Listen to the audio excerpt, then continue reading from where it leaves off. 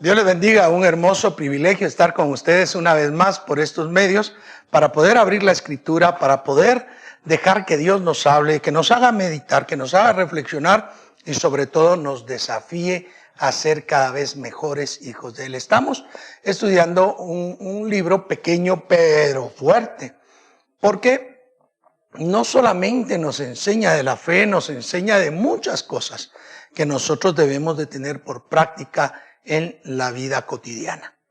Ya en la reunión pasada estuvimos hablando del desafío de no tener una confesión equivocada. Jonás era un profeta con una confesión equivocada. Cuando él dice allí, en medio de la situación que está viviendo, soy hebreo y temo a Jehová, Dios de los cielos, que hizo el mar y la tierra, va a tener un efecto terrible. La fama de Jehová, la verdadera fama de Dios, es terrible, es tremenda. Porque Él decide hacer y no hay quien lo interrumpa. Él habla y se ejecuta. Y por eso es que nosotros los hijos de Dios deberíamos de tener una centralidad real en la vida que nosotros hacemos, que tenemos. Porque hablamos de temor de Dios, pero queremos vivir como nosotros queremos.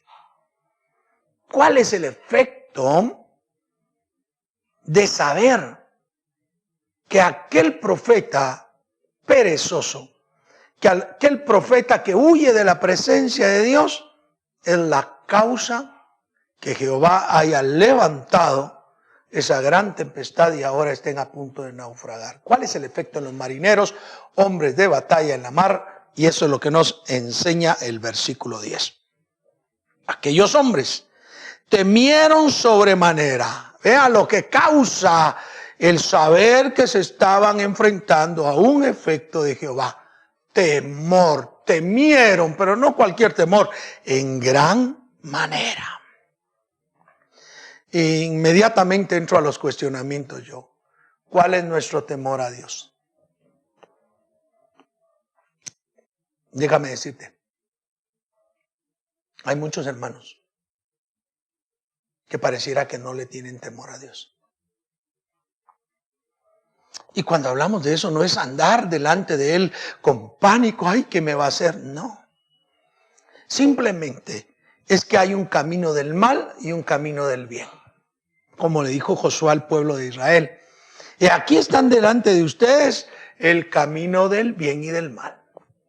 El mal va a haber para ustedes esto y aquello. El bien, esto y aquello. Están las bendiciones y las maldiciones. El monte Gerizim, el monte Ebal. Elijan ustedes si van a servir a los dioses que servían sus padres, pero yo y mi casa serviremos a Jehová. Y todos los días. Si algo se ha como que tergiversado de esa guerra espiritual que nosotros debemos de tener, es que todos los días estamos en guerra espiritual por andar haciendo el bien y no hacer el mal. Porque en nuestra vida reine el bien y no reine el mal. Porque permanezcamos en luz y no en oscuridad. Todos los días debería ser una constante de vida espiritual en nosotros. Aquellos marineros que tenían otros dioses, que temían a otros dioses, escuchan de Jehová y entran en pánico. Dios mío, ¿en qué lío estamos? Y entonces le dicen, ¿por qué has hecho esto? Porque ellos sabían que huía de la presencia de Jehová. Pues Él se los había declarado. Aquí, antes Él dijo, yo soy hebreo, temo a Jehová, Dios de los cielos, que hizo el mar y la tierra. Pero acá nos añade el escritor sagrado que también Él les había declarado que huía de la presencia de Jehová. Dios santo. ¿Por qué nos has hecho eso? ¿Por qué has hecho esto? ¿Por qué te viniste a subir a nuestro barco huyendo de la presencia de Dios? A ver, déjeme decirle algo. En la vida pastoral uno debe aprender a discernir a Dios, a discernirlo bien, a discernir lo que el Espíritu Santo le quiere decir a uno. Dijera alguien de mis mayores en la fe, a leer entre líneas lo que el Espíritu quiere que usted sepa. Y es cierto, tenemos que ser muy humildes, muy sencillos para poder escuchar lo que Dios quiere decirnos. Hay muchos hermanos que viven una vida disoluta, una vida mala. De repente, Dios, que es maravilloso, castiga al que ha tomado por hijo, lo reprende, trabaja con él y con las circunstancias de su entorno para traerlo a él. Y hay personas que no quieren ceder al llamamiento divino cuando las cosas están difíciles, sino que por el contrario se endurecen y siguen viviendo en pecado, y siguen viviendo en mal, y siguen viviendo en situaciones negativas. Y a veces hay personas dentro de la congregación que se acercan a los pastores, a los líderes en la iglesia. Y mira, tenemos que ayudar a fulano, hay que ayudarle a mengano, está pasando esto y esto. Y a veces los siervos de Dios se han enterado, han comprendido que lo que está sucediendo es porque esta persona no está en comunión con Dios y no quiere vivir de acuerdo a la voluntad de Dios. Hay quienes meten sus manos para tratar de solucionarlo. Y no lo solucionarán. Porque es un trato entre Dios y aquella persona. Había un trato con Jonás de parte de Dios. Porque Jonás estaba huyendo de la presencia de él. Pero el trato con él implicó afectar a todo su entorno. Querido hermano, hermana, amigo, amiga, tus pecados no solo te afectan a ti, afectan todo tu entorno. Afectan a las personas que amas. Y a veces en tu capricho, en tu irracionalidad de seguir haciendo lo que a ti se te antoja, continúas haciendo algo donde vas a dañar el entorno en que vives. Donde otros sufrirán efectos por causa de tu pecado. Acá, estos están entendiendo que la decisión de huir del verdadero Dios está causando algo que les puede costar la propia vida a ellos. Por eso le dicen, ¿por qué has hecho esto? Yo dijera que la pregunta es tan inquisidora que lleva ese fondo de decirle, ¿qué necedad has hecho? ¿Qué tontería has realizado? ¿Cómo es posible que hayas pensado en hacer esto? Un profeta, alguien que habla la palabra de Dios, huyendo de la presencia de Dios. ¿Cómo se va a ocurrir?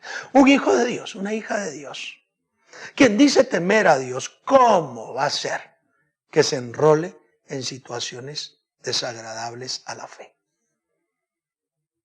Porque ninguno que milita se enreda en los negocios de la vida con tal de agradar a aquel que lo tomó por soldado. En palabras de Pablo.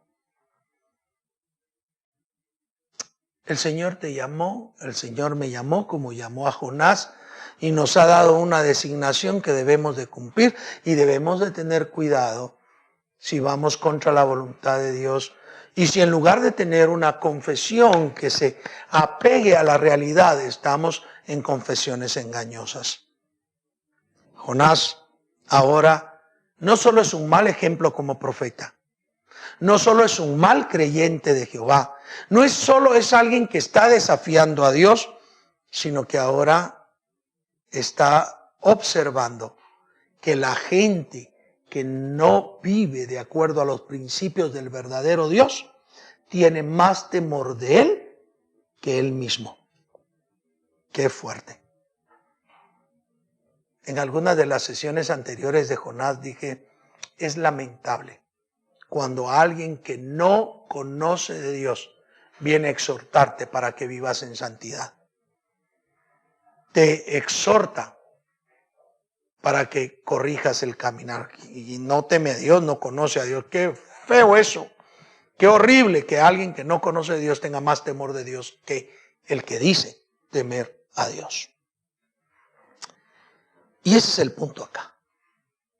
Qué terrible es que haya gente en el mundo, gente que no asiste a las congregaciones, gente que no tiene privilegio en las iglesias, que tengan más temor de Dios, más reverencia de Dios que muchos de nosotros que sí estamos constantemente allí. Sí, por favor entiende, hay personas más justas a veces en el mundo que muchos hijos de Dios. Hay muchas más personas rectas, con mejor moral,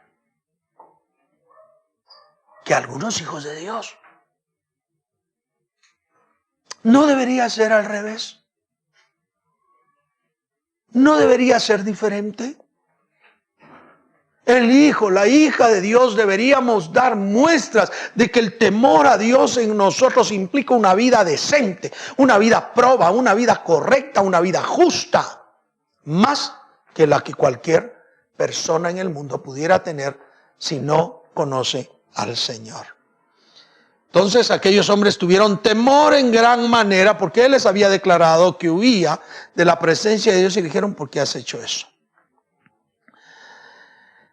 Entonces le dijeron, ¿qué haremos contigo? Para que el mar se nos aquiete. Estos son muy directos. A ver, ¿qué hacemos contigo para que el mar se nos sosegue? Ya que nuestro entorno está siendo afectado por causa tuya, tú eres la fuente de ese malestar en el entorno, ¿qué haremos contigo? Wow, a ver.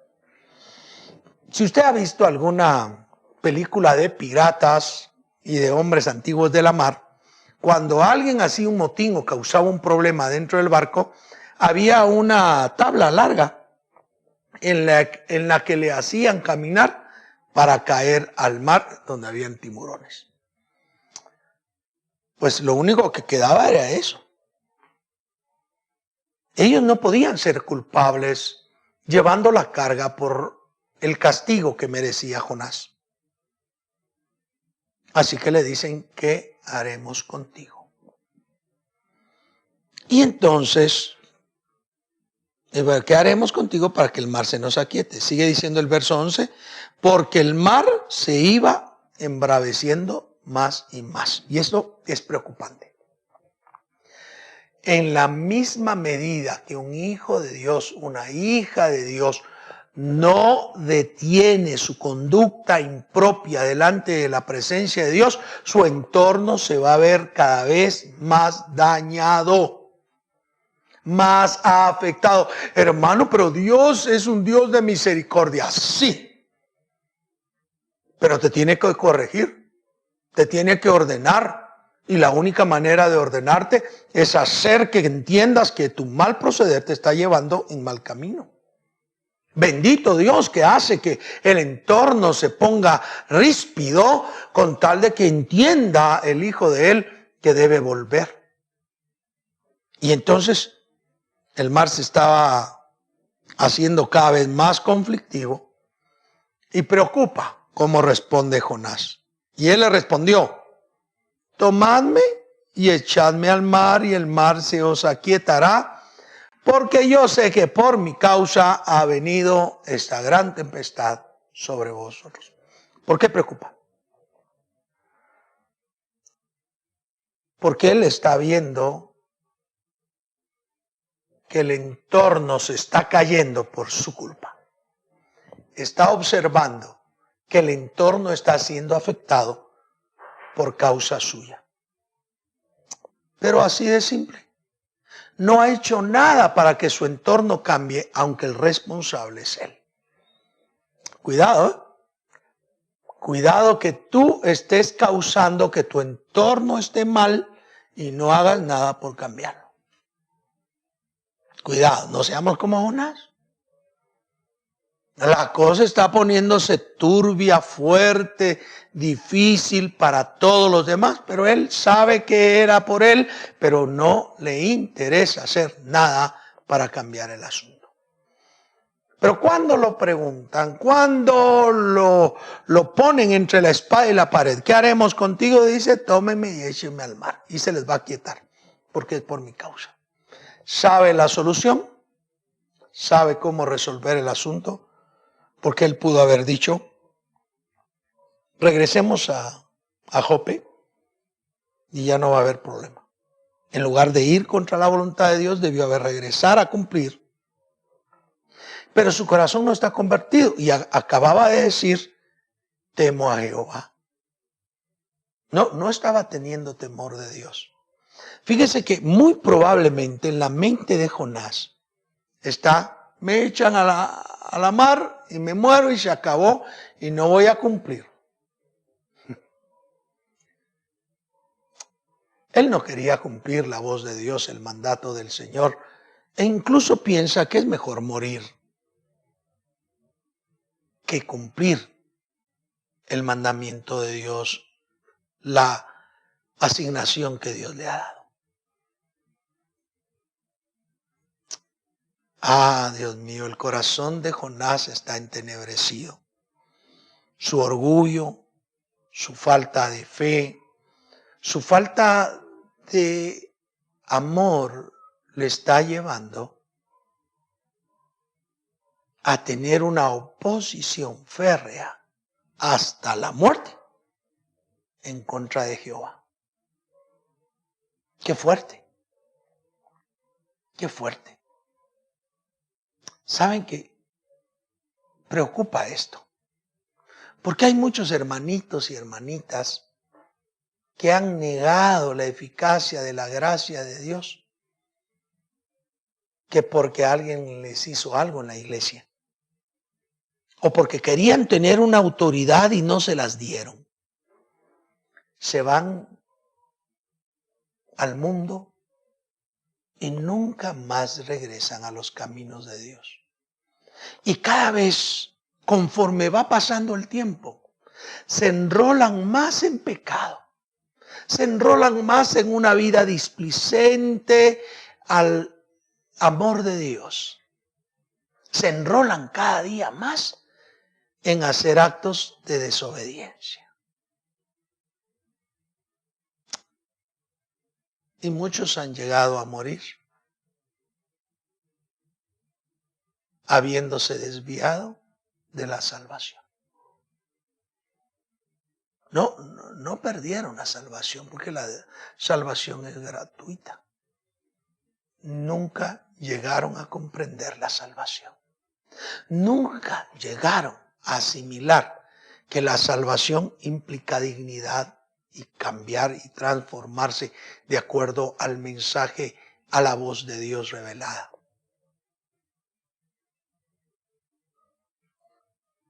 Y vemos constantemente gente. Yo fui evangélico y perdí el tiempo. Sí, a lo mejor estuvo dentro de la iglesia, pero nunca fue. Nunca en su corazón cupo el verdadero llamamiento de Dios para salvación. Jonás está exactamente así. Jonás está embuido en una necesidad terrible de validar su necedad en contra de Dios. Ten cuidado. Hermano, hermana, ten cuidado de no estar siendo terco, necio. Ten cuidado, como Jonás. Note usted, me sorprende a mí la actitud de aquellos hombres. Ya Jonás les ha dicho, échenme al agua y se les va a aquietar. Y ellos sabían que al lanzar a Jonás al mar, la muerte era inminente. Pero personas que no creían en el Dios verdadero, pero tenían más temor que Jonás, dice el verso 13, y aquellos hombres trabajaron para hacer volver la nave a tierra, mas no pudieron, porque el mar se iba embraveciendo más y más contra ellos. Díganme ustedes, ¿qué culpa tenían ellos de la actitud de Jonás? Pero la actitud de Jonás llevó el entorno a ser realmente difícil. Seguía el mar embraveciéndose más y más, más y más. Ya señalado en 2 versículos ahora. ¿Qué culpa tenían ellos? Pero tampoco querían quitarle la vida, aunque era el culpable. Aunque Jonás era culpable y merecía la muerte por desobedecer a Dios, ellos no querían que muriera. Y sintieron difícil lanzarlo al mar. Así que lo que hicieron fue querer retornar a la tierra, que sería lo que debía de haber pedido Jonás para que se aquietara todo. Por más que lo intentaron, no pudieron. Quisieron salvarle la vida y no pudieron. No podían hacer nada. Porque el asunto era con ellos, pero no por ellos. Y entonces, por más que trabajaron en hacer volver a la tierra, ellos no pudieron y el mar, contrario a ellos, estaba cada vez peor. Entonces, noten ustedes lo que sucede. Ellos han entendido que Jehová es el que está provocando esto. Es Jehová. Dejan de lado a sus dioses. Dejan de lado su fe y claman a Dios, al Dios verdadero. Esto para mí es desafiante. Recientemente,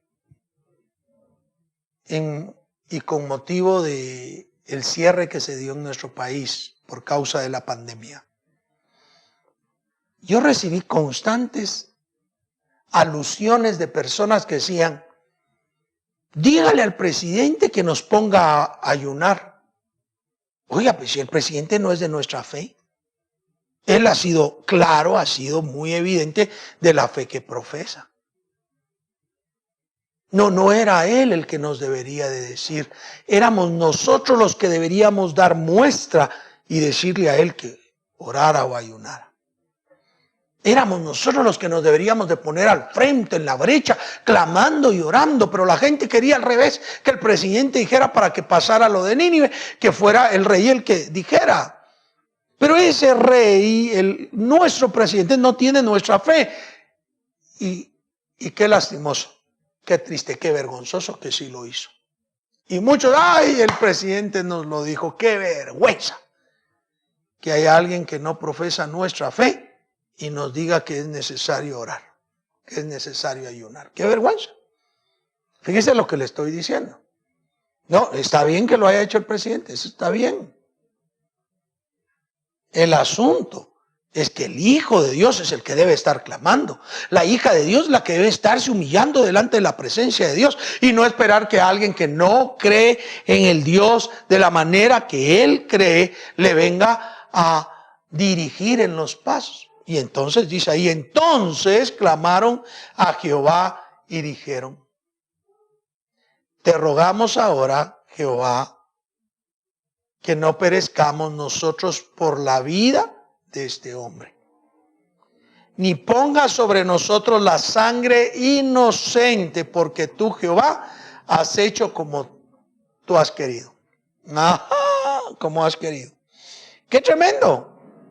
Estos están orando con más fervor, con más entendimiento, con más seriedad que los hijos de Dios. Señor, nosotros no somos culpables. Que no caiga sobre nosotros la vida de este hombre ni sangre inocente, porque tú has obrado como tú has querido. Dios pudo haber detenido a Jonás cuando él tiene el pensamiento de huir de la presencia de Dios. Pero Dios le dio larga y le permitió llegar allí a la nave y que la nave zarpara para hacerle ver al profeta que Él es Dios y que Él tiene perfecto control en todo el mundo. Dios pudo haberlo detenido, pero Dios lo permitió, y eso es lo que están diciendo ellos. Tú has obrado como tú has querido. Por favor, no nos caiga a nosotros castigo por esto. Personas no creyentes del verdadero Dios, clamando por misericordia, mejor que alguien que debió haber evitado todo este lío. Ten cuidado. A mí se me ha terminado el tiempo y yo quiero decirte con todo mi corazón, en el nombre de Jesús, que tu accionar, que tu actitud, que tu forma de vida, que tu forma de ser, realmente deba ser en testimonio, en imagen real de la transformación de Dios en ti. Bien, te invito a que oremos juntos. Padre bendito, te damos gracias en el nombre de Jesús por este momento, por abrir la palabra y porque nos exhortas en ella a que procedamos como es correcto, como es justo, como es adecuado. Y este ejemplo de Jonás debe servirnos de acicate para no obrar como él estaba haciendo. Líbranos de ello y permítenos ser sumisos a tu voluntad, ser humildes a tu voluntad para hacer tu obra. Te amamos y te bendecimos en el nombre de Jesús. Amén y amén. Bien, ha sido un hermoso privilegio estar con ustedes. Espero que la próxima semana podamos continuar en ese tema y que lo que haya que cambiar de nuestra vida, lo hagamos para gloria de Dios. Dios les bendiga, Dios les guarde. Hasta la próxima.